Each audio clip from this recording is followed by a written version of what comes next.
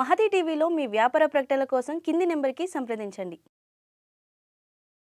నమస్తే గురువుగారు. నమస్కారం అమ్మా. గురువుగారు, మనకి విశ్వవాసునామ సంవత్సరంలోని మే నెలలో 5వ రాశి అయిన సింహరాశి వారికి ఎలా ఉండబోతుందో తెలియజేస్తారా? చాలా మంచి ప్రశ్నమ్మా. ఎందుకంటే యా దేవి సర్వభూతేషు శాంతి రూపేణ సంస్థిత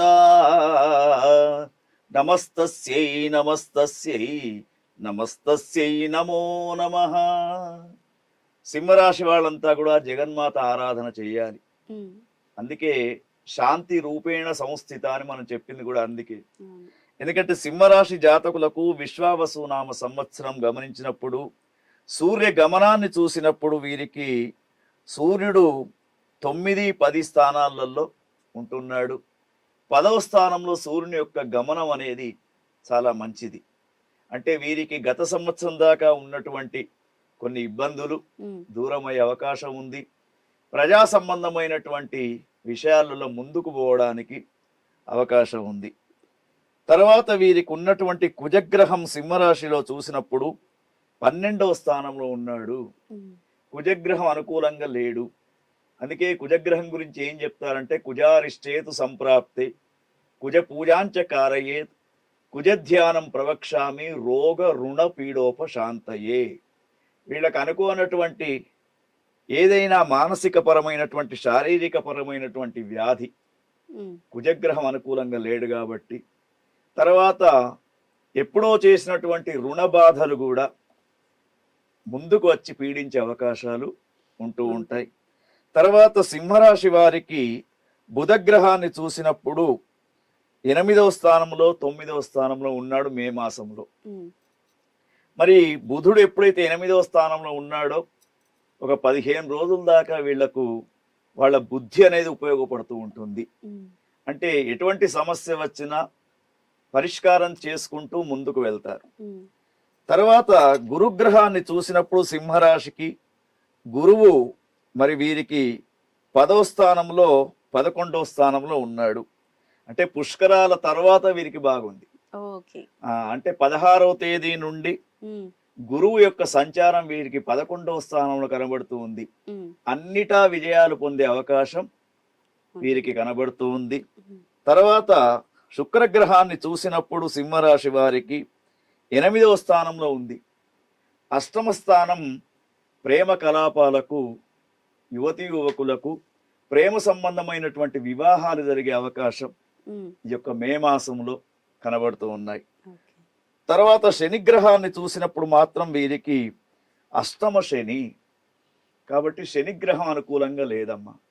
ఈ శనిగ్రహం అనుకూలంగా లేనప్పుడు అనుకోనటువంటి వ్యాధులు వచ్చే అవకాశం, హ్మ్. ముఖ్యంగా బీపీ, షుగర్, తర్వాత హృదయానికి సంబంధించినటువంటి ఓకే. హార్ట్ బీట్స్ కానీ, రెస్పిరేషన్ సిస్టమ్ కానీ హ్మ్. వీటికి కొంత ప్రమాదం ఏర్పడే అవకాశం. అష్టమ శని చాలా కష్టాలు పెడుతూ ఉంటాడు. కాబట్టి శని భగవాన్ యొక్క ఆరాధన నిత్యం చేయాలి వీరు. హ్మ్. తర్వాత ముఖ్యంగా సింహరాశి వారికి రాహుగ్రహాన్ని చూసినప్పుడు 8, 7 స్థానాలలో కనబడుతున్నాడు. హ్మ్. మధ్యస్థమైనటువంటి ఫలితాన్ని ఇస్తాడమ్మా. తర్వాత కేతువు 2, 1, కేతువు కూడా మధ్యస్థ ఫలితాలే ఇస్తూ ఉంటాడు. అంటే ఈ రాహు కేతువులు సరిగ్గా లేనప్పుడు వీరికి నరదృష్టితో పాటు కొంత ఐ ఎఫెక్ట్ కూడా కావచ్చు. ఓకే. కళ్ళకు సంబంధించినటువంటి వ్యాధులు, తర్వాత ఈ వేడితో సంబంధించినటువంటి వ్యాధులు వీరికి వచ్చే అవకాశాలు కనబడుతున్నాయి. అయితే మనము సింహరాశి వారికి మనం ఇచ్చే సూచన ఏమిటంటే, మీరు ఎక్కువ శాతం శని భగవానుకి సంబంధించినటువంటి ఆరాధన, హ్మ్. శనికి తైలాభిషేకం, హ్మ్. తర్వాత ఆంజనేయ స్వామి వారికి ఆకు పూజ ఓకే. తప్పకుండా వీరు చేయాలి. హ్మ్. ఇప్పుడు హనుమత్ జయంతి కూడా మనకు మే మాసంలో వస్తుంది కాబట్టి హ్మ్. ఆ యొక్క ఆంజనేయ స్వామికి తప్పకుండా శనివారం కానీ మంగళవారం కానీ హ్మ్. వీరు మరి ఆంజనేయ స్వామి అనుగ్రహం పొందితే హ్మ్. శని భగవానుడు ఏమీ కూడా చేయడు. ముఖ్యంగా అపమృత్యు దోషాన్ని దూరం చేస్తూ ఉంటాడు. హ్మ్. కాబట్టి ఆ శనిగ్రహం యొక్క పరిహారం చేసుకోవాలి. మరి వీరికి ముఖ్యంగా మనం చెప్పేది ఏమిటంటే, శనిగ్రహం అనుకూలంగా ఉండడానికి ఉమ్, ఆ రావి చెట్టు కింద ఉన్నటువంటి ఆంజనేయ స్వామి యొక్క ఆరాధన ఉమ్, చాలా శ్రేయస్కరంగా ఉంటూ ఉంటుంది. అయితే ఈ శనిగ్రహం అనుకూల్యత పొందడానికి ఉమ్, ముఖ్యంగా మనకి ఏమిటంటే శని అష్టోత్తర నామావళి. ఓకే. ముఖ్యంగా మనకు శనివారము శనిగ్రహం ఉంటుందమ్మా. అవును. ఆంజనేయ స్వామికి ఆరాధన శనివారం గాని మంగళవారం గాని గాని.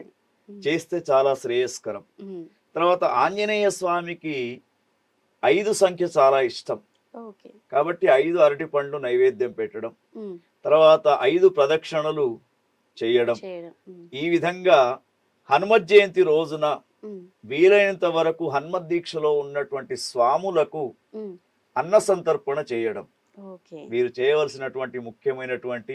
ఎందుకంటే సింహరాశి వారికి ఇంకోటి చెప్తున్నానమ్మా, రాజకీయ రంగంలో ఉన్నటువంటి నాయకులకు సింహరాశి వారికి పదవి వచ్చినట్టే వస్తూ ఉంటుంది, పారిపోతుంది. పారిపోతుంటుంది. కాబట్టి స్థిరత్వం అనేది లేకుండా ఉంది.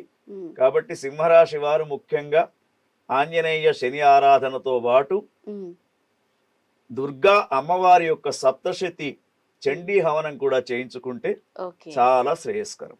ఓకే గురుగారు, చాలా చక్కగా తెలియజేశారు. ధన్యవాదాలు. మంచిదమ్మా, శుభం.